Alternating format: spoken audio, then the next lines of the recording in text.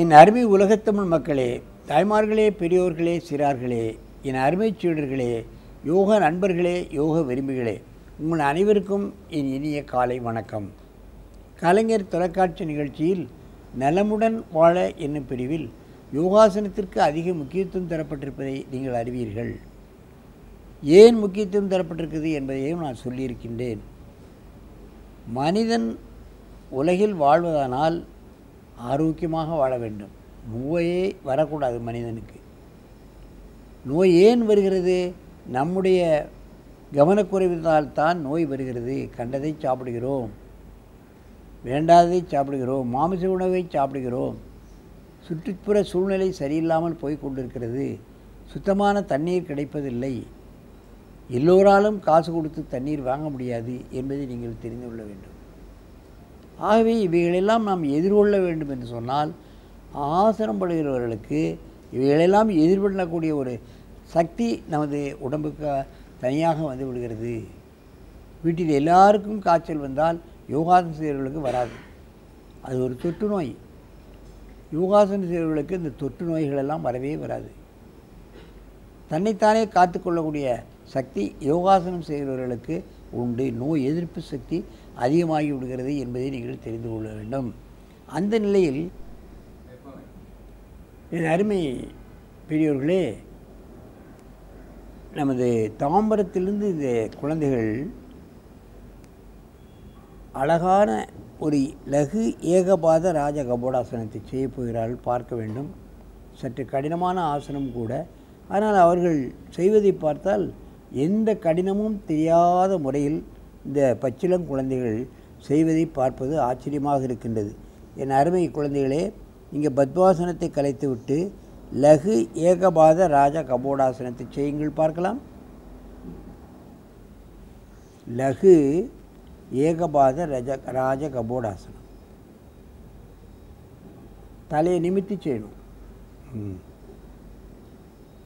எந்த விதமான கடினமும் இல்லாமல் கஷ்டத்தையும் தெரிவித்து கொள்ளாமல் அவர்கள் வெகு லகுவாக இந்த ஆசனத்தை செய்கிறார்கள் என்றால் தொடர்ந்து பயிற்சி, அதான் சாதனை என்று சொல்வார்கள்.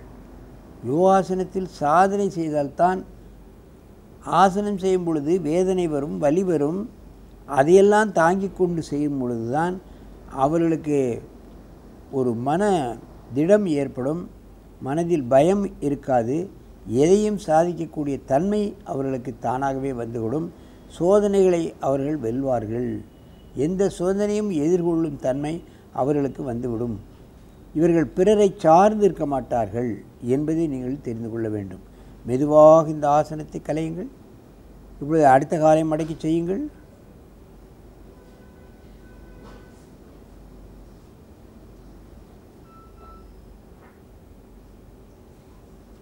நேரே பாரு. எத்தனை வலிவு, நெளிவு, சுழிவு இவைகளெல்லாம் பார்க்க வேண்டும்.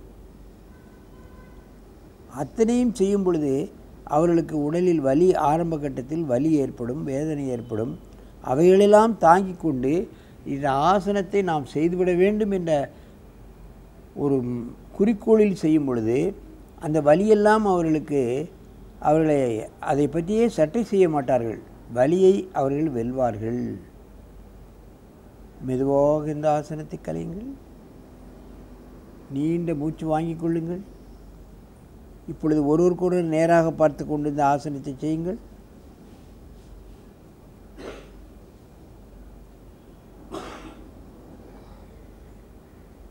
பல கோணங்களில் இந்த ஆசனம் செய்யப்படுகிறது. ஏனென்றால் இது ஒரு கடினமான ஆசனம். ஆரம்பத்தில் இந்த ஆசனத்தை நீங்கள் முதலில் காலை கையில் வைக்கும்படியாக பார்க்க வேண்டும். அப்பொழுது பின்னால் தலைக்கு பின்னால் கைகளை இறுகி பிடித்து நாம் பழக வேண்டும். அதை செய்த பின்புதான் முழுமையாக இந்த லகு ஏகபாத ராஜ கபோடாசனத்தை செய்ய முடியும். மெதுவாக இதை கலையுங்கள். இப்போ அடுத்த காலத்துக்கு போடுங்கள். லகு ஏகபாத ராஜ கபோடாசனம்.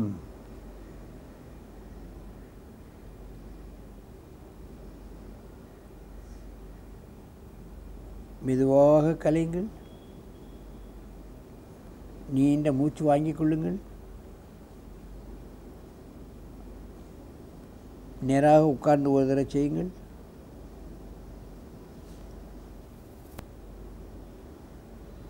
டேய், ஏன்டா கிட்ட போயிட்டியா? தள்ளி உட்காரு. டேய், தள்ளி உட்காருங்கடா.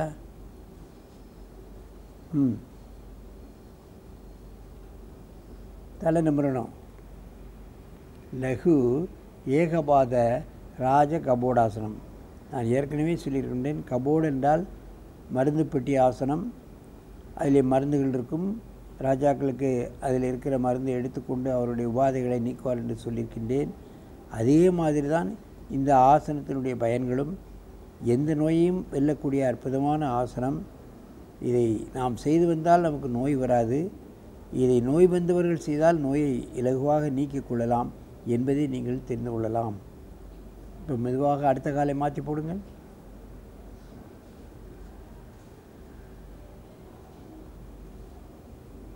சில பேர்களுக்கு வலது கால் வரும், இடது கால் வராது. இடது கால் வரும், சிலர் வலது கால் வராது. ஆனால் இந்த குழந்தைகளுக்கு 2 கால்களையும் மாறி மாறி வெகு லகுவாக அதை செய்து முடிக்கிறார்கள். அதைத்தான் நான் கவனிக்க வேண்டும். மெதுவாக கலையுங்கள். பத்மாசனத்துக்கு வாருங்கள்.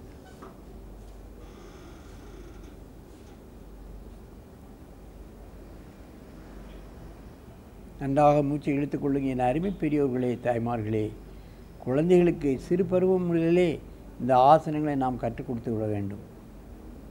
அவர்கள் எந்த கெட்ட பழக்கங்களும் அவர்களை அண்டாது. அவர்களுக்கு போகமாட்டார்கள். மனக்கட்டுப்பாடு வந்துவிடும். மாணவர்களுக்கு மனக்கட்டுப்பாடு மிக மிக முக்கியம். அந்த கட்டுப்பாடு வந்துவிடும். அவர்களுடைய வேலைகளை அவர்களே செய்வார்கள். அவர்கள் செய்கின்ற வேலையை பார்த்தால் நமக்கே ஆச்சரியமாக இருக்கும்.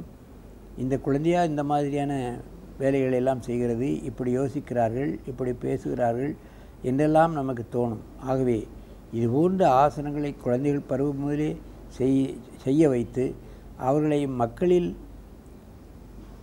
பெரிய மனிதர்களாக ஆகக்கூடிய ஒரு தன்மையை நாம் ஏற்படுத்தி கொடுக்க வேண்டும் என்று கேட்டு உங்களிடமிருந்து விடைபெறுவது ஆசனம் ஆண்டியப்பன். வணக்கம். அரிஸ்டாட்டில் ஏற்றுக்கொண்ட மக்களாட்சி, மன்னராட்சி, எதேச்சாதிகார ஆட்சி, பிரபுக்கள் சபையின் ஆட்சி, மக்களாட்சி என பல வகை ஆட்சிகள் கூறப்படினும் குறைந்த அளவு தவறுடையதும் எல்லா மக்களும் ஆட்சியில் பங்கு கொள்வதால் அந்த ஆட்சியில் நியமிக்கப்படும் அதிகாரிகள் தவறிழைத்தால் அவர்களை தண்டிக்கவோ நீக்கவோ வழி உண்டு என்பதுமான மக்களாட்சி எனும் ஜனநாயக ஆட்சி முறையே சிறந்தது என்ற முடிவை ஏற்றுக்கொள்கிறார் அரிஸ்டாட்டில்.